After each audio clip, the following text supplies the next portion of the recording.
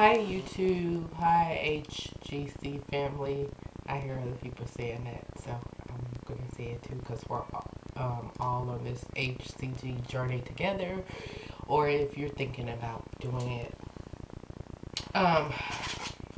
Yes, I'm sure that you can hear from my voice that I'm still dealing with a little cold. It's just now, I'm in Texas, so it's just now starting to turn cold, and so several members of my family are sick, my kids, and me.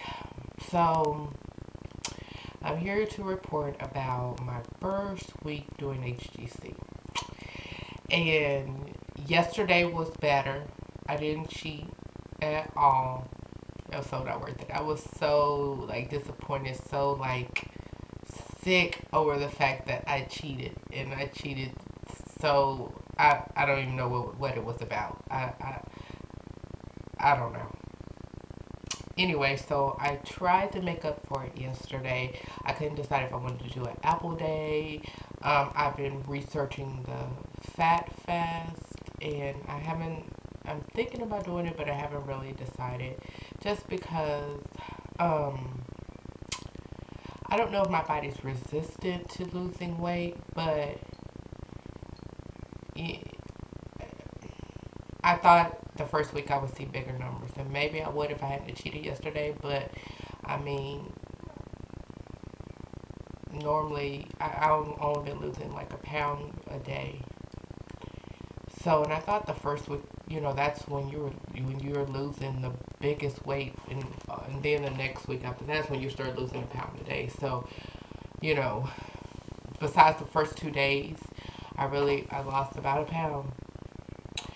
So, my total this morning, yesterday, if you remember, I got on the scale and I didn't gain weight, but it was the same as it was the day before.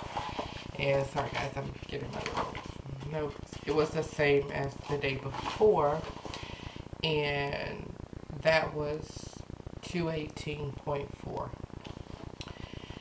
And that day after the binge, I woke up and I got on the scale. It was 218.4, and I didn't sleep well. I didn't go to bed till like late 3 o'clock or something. The day I had the binge, and it was a late night binge, because I do know I am a late night eater.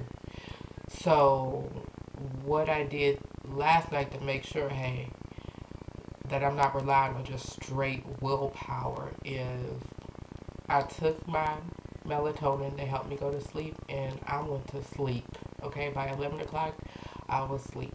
10 something, I was in the bed, watched a little bit of TV, and I was asleep. I got up probably about 4 to go to the bathroom, because I'm going to the bathroom a lot. That I do notice. But I did read somewhere that they said that helps your body burn more ketones, because the more you flush it out, the more it'll make. Anyway, so this morning when I got up, I got on a scale, and I was at 217.6. Now yesterday, so I lost 0.8, almost a pound, just a little shy of a pound. So that brings my total weight loss for my first week of HCG 8.3 pounds. So my goal was I wanted to get to 10 pounds this week. And you know what? Maybe I would have if I hadn't cheated. I don't know. But my average is just going about a pound a day. So I guess I lost a pound, or 0.2 of a pound. Maybe I would. Maybe I would have lost the pound 0.2 if I hadn't cheated. So that's what it is. 217.6. My original goal was to get under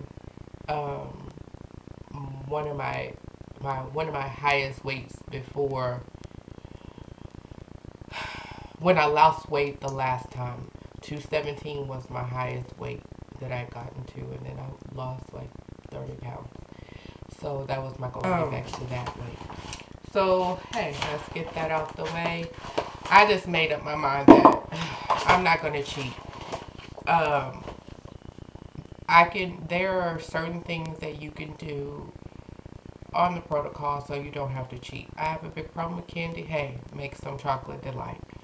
And I'm experimenting with the recipe, you know, and I might use some things that are going to be on my own protocol. And as I was watching Heavy Dobby, and she calls it mop. I guess, you know, maybe other people do, but anyway, and that's making chocolate delight with a little bit of agave to cut that bitter taste of the stevia and the cocoa, and just experimenting with how much to put in. So the next order of business is just to bring to you some things that I found that makes it more easy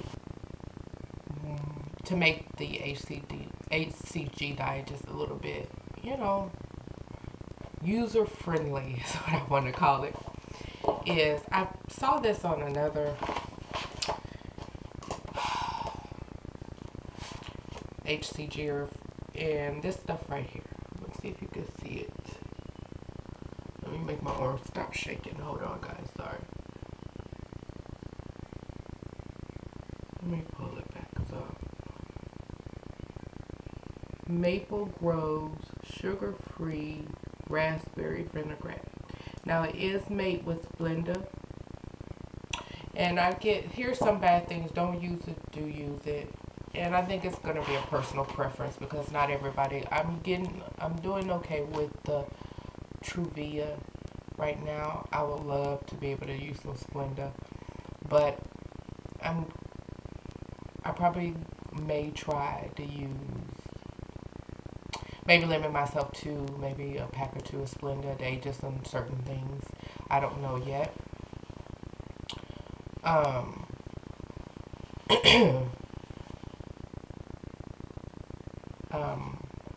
But yeah, this stuff is really, really good. It's only 5 calories for 2 tablespoons. And my lips are peeling because I'm just getting over this cold. But and you know, 2 tablespoons to just, when you're having a salad, you can put it over spinach. A couple times I just put it over my romaine lettuce. But it's very good. And I've had some other ones that were not that good. But Splenda makes all the difference. So you could try that. In Dr. Simeon's protocol, he does say that if there's some unsweetened, low calorie, use them tentatively, you know. And so I'm going to be using this tentatively. Maybe not so tentative. I use it if I'm going to have some lettuce or I put it on everything. If I'm going to have a tomato, I chop up little grape tomatoes in half, and I put sometimes I use a tablespoon. Most of the time I try to use a tablespoon just to cut it because it has 1 carb for 2 tablespoons, so half a carb, I don't know. But 1 carb is not that much. Another thing that I found that I really, really, really love is taking my mellow toast, okay, and toasting it. Hi guys, I'm gonna have to do a recap on the mellow toast that I was talking about just because I had to stop and go save my mellow toast. Okay, so sorry I said this about 3 times, but a half a cap to a capful of vinegar, depending on how much you want. And then put a little bit of water, probably about 1 tablespoon. Yeah, about 1 tablespoon of water. A couple drops of the coconut oil. And I found these lovely Pinch Perfect things from McCormick. Okay. Now, this is the Sicilian one. I'm trying to hold it down here. And it has crushed red peppers and garlic. Okay. It doesn't have any sugar It says garlic, spices, crushed red pepper, basil, oregano, onion, tomato, red bell pepper, sea salt, and chili pepper. This is my favorite. Okay, and then there's another one called Tuscan, and that's rosemary and sun-dried tomato. And it's garlic, rosemary, black pepper, sea salt, tomato, sun-dried tomato, red pepper, and salt. And you just dash this in there, mix it all up, and you drizzle it on the bread, okay, on the mellow toast. And make sure you get the seasoning coat, and make sure the water is going to saturate the whole bread. The water, all that mix is going to saturate the bread. And you put it in the oven. Now, I've tried it both ways. I've tried broiling it and just, you know, putting it in the oven and baking it. And it's fine either way. It just depends on how crispy you want it. Now, the water, the apple cider vinegar, all that's going to make the bread a little soggy. So you, depending on how much you put it in there, you don't want to be so soggy where it's falling apart. So, you know, judge how much you're putting on there. But you want it to soften the bread some so the flavors can soak into the bread.